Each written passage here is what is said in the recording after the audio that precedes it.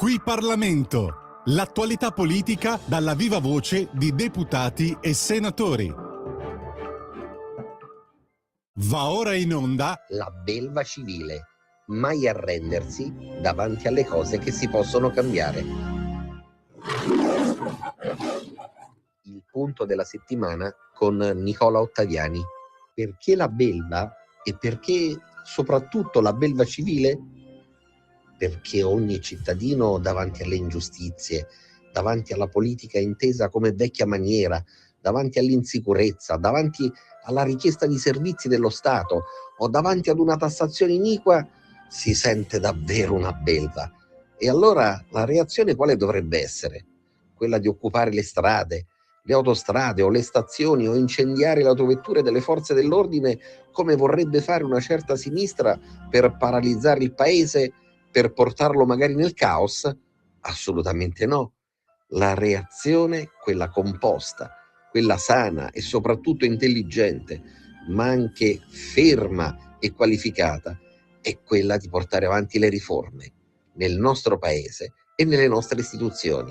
Vediamo come.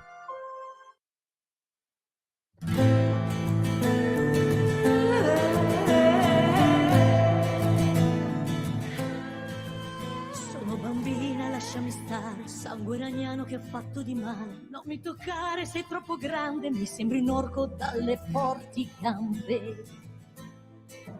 Sono bambina, voglio giocare, neanche la musica posso sentire. Ci sono pietre in questo deserto, sembrano il mondo che noi abbiamo dentro.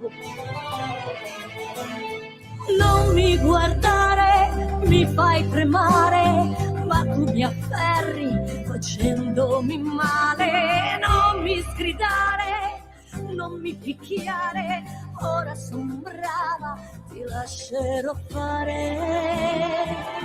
Mi chiamo buia, sono cresciuta, adesso sono quasi una donna matura. Non ho più un cuore, solo ferite che non verranno più rimarginate. Sai quante volte ho pensato a morire, ma è stato meglio lo stesso lottare. Anche se adesso non so più chi sono, non ho più un volto, ma solo un destino. Salvami, senti le grida del cuore mio. Salvami, su questa terra non esiste un Dio. Salvami, prendi il mio corpo, fai quello che vuoi, tanto l'inverno non passerà mai.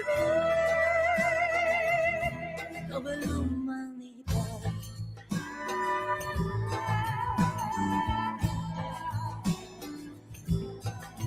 Mi chiamo buia, una vecchia nel buio, sotto quel burka non so più chi sono. Certo son viva ma come ser morta, vivere gli anni senza più speranza.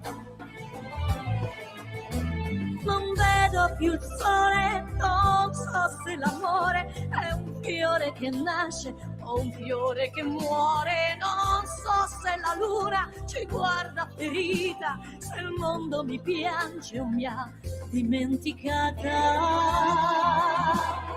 Salvami, senti le grida del cuore mio. Salvami, su questa terra non esiste un Dio. Salvami, prendi il mio corpo, fai quello che vuoi, tanto l'inverno non passerà mai. Dove l'umanità? Dove l'umanità? Mi chiamo buia, ero solo bambino, con tanti sogni e una vita futura, futura, futura, futura. La settimana si apre e si chiude, la vecchia, con alcune novità molto importanti sul piano non soltanto legislativo, per quello che riguarda i lavori di Camera e Senato, ma anche e soprattutto per quello che sta avvenendo sul palcoscenico internazionale, che va a incidere direttamente poi su quelle che sono le decisioni del nostro governo e alla fine su quelli che sono i destini anche economici dei nostri cittadini. Ma andiamo per gradi. La vicenda più importante che sicuramente si è consumata nel corso delle ultime ore è l'attacco sferrato con l'operazione militare da parte degli Stati Uniti e da parte di Israele nei confronti del regime autoritario e dittatoriale di Teheran. Non soltanto quelle che sono le agenzie internazionali e quindi le agenzie occidentali, ma situazione questa confermata anche e soprattutto da quelle che sono le agenzie locali iraniane della stampa.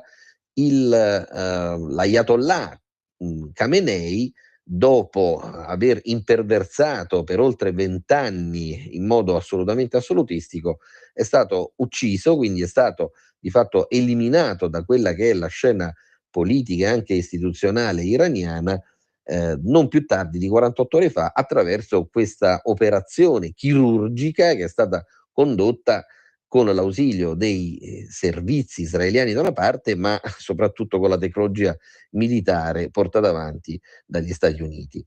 Trump ha parlato di ripristino di quella che è la democrazia, di quella che è la libertà all'interno del paese iraniano.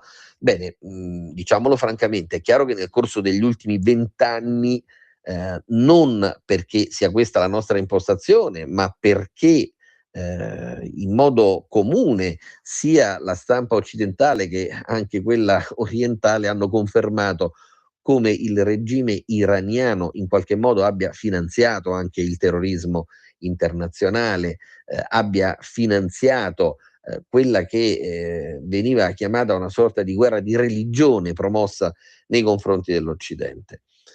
Questa nuova vicenda apre un capitolo davanti al quale però sono chiamate le autorità di sicurezza occidentali. Oggi è stata convocata una commissione al Senato d'urgenza da parte del governo, commissione congiunta di difesa e esteri, in cui riferirà il ministro degli esteri Tajani in ordine a quello che è lo stato della crisi internazionale. Ci sono alcune imprese e parecchi nostri cittadini che hanno difficoltà a rientrare non soltanto dall'Iran in queste giornate, ma a rientrare anche da Abu Dhabi, anche da una serie di località che sono sì distanti dall'Iran, ma soprattutto perché si trovano all'interno della penisola arabica, oggi sono oggetto di attenzione militare,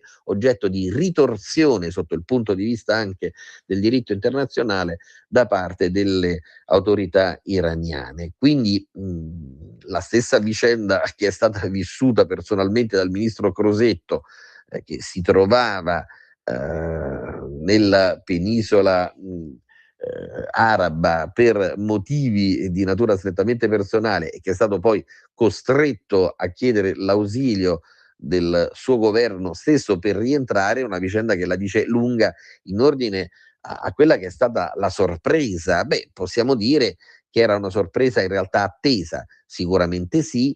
Certo, qualche cosa non ha funzionato in termini anche di osmosi comunicativa. La nostra premier ha dichiarato sostanzialmente di non essere stata avvertita dell'operazione. La Germania invece aveva avuto non solo il sentore, ma aveva avuto probabilmente qualche cosa di più rispetto ad una comunicazione informale.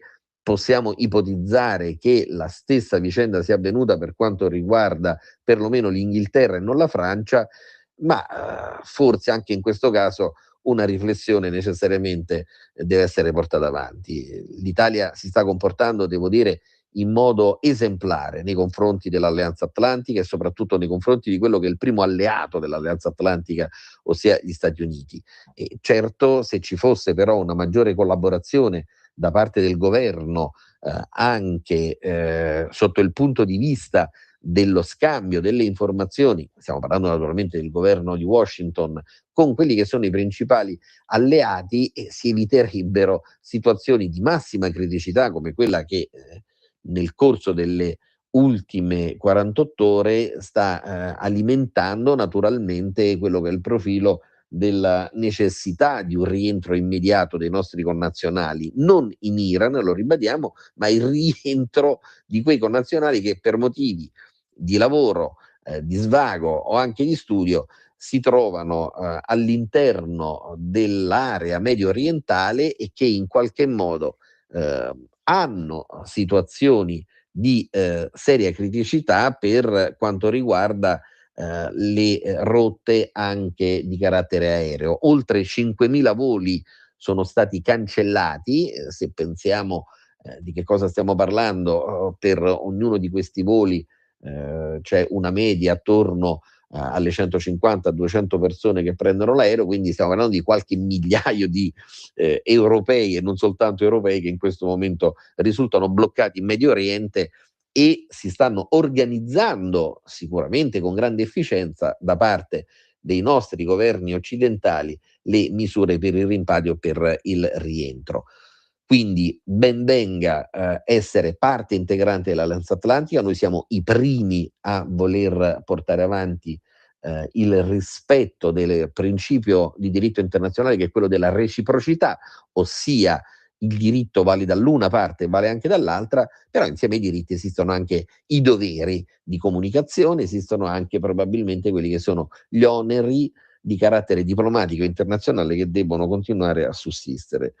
Questo lo diciamo perché non ha fatto tardi naturalmente l'inquilino del Cremlino, e quindi ci stiamo riferendo a Putin, a sottolineare come questa operazione possa integrare gli estremi della violazione del diritto internazionale, perché è bene che lo ricordiamo tutti, vi sono dei principi che sono inseriti all'interno della stessa Carta ONU che prevedono come nel caso in cui abbiamo a che fare con quelli che sono dei dittatori in giro per il mondo, quella decisione venga presa, venga affrontata non soltanto in sede ONU come Consiglio di sicurezza, ma anche come assemblea. Qualcuno potrebbe dire: ma senti, da che pulpito viene la predica? Perché lo stesso Putin comunque da 3 anni a questa parte ha portato avanti quella che è una invasione di quello che è un solo straniero. Sì, ma il diritto internazionale, una volta che viene invocato, è giusto che sia rispettato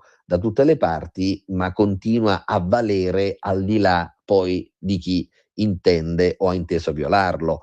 Il richiamo a quello che è il principio della sovranità nazionale è un principio molto molto importante, e il richiamo a quelli che sono usi, consuetudini e soprattutto regole del diritto internazionale serve per garantire una nuova Pax di carattere mondiale, o se lo vogliamo definire con un'espressione spesso utilizzata in passato ma sempre utile, il nuovo ordine mondiale non può prescindere da quello che è il rispetto anche del tavolo di carattere internazionale, perché la diplomazia che necessariamente poi deve prendere il sopravvento rispetto alle armi è il punto di caduta minimo per ristabilire pace e ordine di carattere mondiale.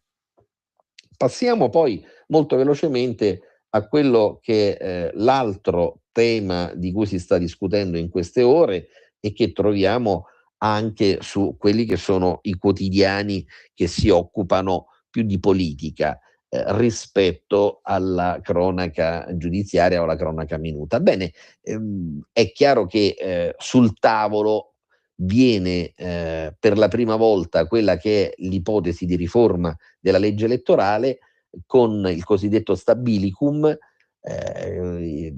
Semanticamente dal nome capiamo che c'è la necessità di portare avanti, di trovare una soluzione rispetto a quelle che saranno le elezioni politiche del prossimo anno, ma una soluzione che dia garanzia, tranquillità e serenità a chi governa. Poi possono vincere gli uni o gli altri, è molto probabile che con l'assenza anche di una figura autorevole all'interno del centro-sinistra, è molto probabile che possa rivincere il centrodestra. Non diamo mai nulla per scontato, anche perché chiaramente siamo tifosi e abbiamo l'orgoglio anche di dirlo con molta chiarezza, di essere tifosi del centrodestra e della Lega, ma questo non significa comunque che in assenza di una riforma della legge elettorale ci possa essere quella stessa governabilità, quella stessa affidabilità del nostro paese che oggi è riuscita a far sì che l'Italia sia uno dei partner fondamentali e uno degli attori principali sul palcoscenico internazionale, non soltanto in politica economica, ma soprattutto in politica estera. Quindi se abbiamo un governo forte come quello che nel corso degli ultimi 4 anni ha occupato Palazzo Chigi, ma soprattutto l'ho occupato non finalizzato al potere, l'ho occupato con provvedimenti che stanno riformando dalle fondamenta il nostro Stato e le nostre istituzioni. Ecco, se dovesse continuare questa stagione di grande affidabilità, è chiaro che l'economia continuerà ad andare avanti con il segno più e non con il segno meno come era in passato. Continueremo ad avere il valore dello spread ai minimi storici da 20 anni a questa parte, non avremo più quel timore e quella paura fondati che in passato vi erano di essere uno Stato eterodiretto, di essere uno Stato che era costretto ad abbassare la testa rispetto a decisioni prese dalla finanza europea, dalla finanza di Bruxelles e di Strasburgo, uno Stato che, come avvenne nel 2011, era costretto a vedere i propri premier eletti legittimamente dal popolo doversi dimettere soltanto perché su altri tavoli di carattere finanziario, di carattere internazionale, c'era qualcuno che la stava giurando al nostro paese. Quindi questa legge elettorale non riguarda semplicemente chi vince o chi perde e non riguarda semplicemente la tutela delle ragioni del centrodestra. Questa legge elettorale riguarda quello che è un concetto fondamentale, ossia quello della governabilità, dell'affidabilità e dell'autorevolezza del nostro paese rispetto a quelle che sono le legittime aspirazioni anche dei nostri partner europei, ma adesso non andiamo più a bussare alla porta del vicino come avveniva in passato con i piedi, perché dovevamo in qualche modo prostituirci sotto il punto di vista politico internazionale, perché oggi siamo interpreti non soltanto credibili, ma anche e soprattutto autorevoli sul proscenio di carattere internazionale. Per finire molto velocemente con quello che è l'altro argomento di cui siamo costretti da una parte, ma siamo contenti di parlarne per le prossime 3 settimane. Ci stiamo riferendo sempre al referendum, perché che cosa si sta registrando nel corso delle ultime ore? Ci sono anche altri magistrati come Di Matteo che in linea con Gratteri purtroppo sembra che non si rendano conto dell'importanza del proprio ruolo. Quando un magistrato, per criticare quella che è una ipotesi di quesito referendario, giunge ad accomunare perlomeno il 50%, noi siamo sicuri che è una cifra elettorale più alta, ma perlomeno il 50% del corpo elettorale, a quelle che possono essere le ragioni di chi delinque, le ragioni, come è avvenuto per altri magistrati, addirittura di mafiosi e quant'altro, questo significa non rispettare da parte del magistrato quello che dovrebbe essere un concetto fondamentale, il concetto che è il motore di ogni democrazia, ossia la libertà di espressione del pensiero altrui. Ed entrare in una campagna elettorale molto complessa come questa, in cui ancora una volta si tenta di demonizzare quella che è la scelta non soltanto del governo, ma la scelta che viene rimessa all'apprezzamento dell'intero corpo elettorale, ossia voltare pagina rispetto ad inciuci all'interno della magistratura, rispetto a tutto quello che è avvenuto all'interno del CSM in passato, dove le decisioni venivano prese sulla base dell'appartenenza alle correnti, quindi sulla base di quella che era la tessera politica in senso lato e non la tessera intellettuale e non la testa pensante dell'uno o dell'altro magistrato, beh, questo significa reprimere o tentare comunque di infliggere nuovamente un colpo che questa volta però non sarà mortale nei confronti della libertà di espressione del pensiero di ognuno di noi, di ognuno di coloro che pensano come la nostra sia la Costituzione più bella del mondo. Ma proprio perché la nostra è la Costituzione più bella del mondo, ha bisogno di essere attuata e le norme che riguardano la separazione delle carriere tra magistrati requirenti e magistrati giudicanti sono uno strumento di attuazione di quelli che sono i principi fondanti, i principi fondamentali inseriti all'interno della Costituzione del 1948. Chi dovesse in qualche modo, prospettando le solite paure o situazioni vicine a quella che possiamo definirla la rivoluzione francese o i periodi del terrore, cercando di bloccare le riforme, non è né un tifoso dell'Italia e né tantomeno un appassionato della democrazia. Ecco perché noi continuiamo a credere che la libertà di espressione, la libertà soprattutto di innovare le istituzioni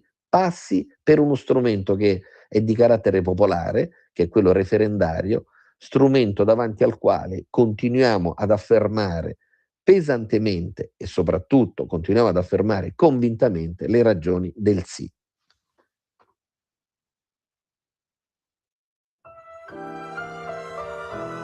Avete ascoltato La belva civile.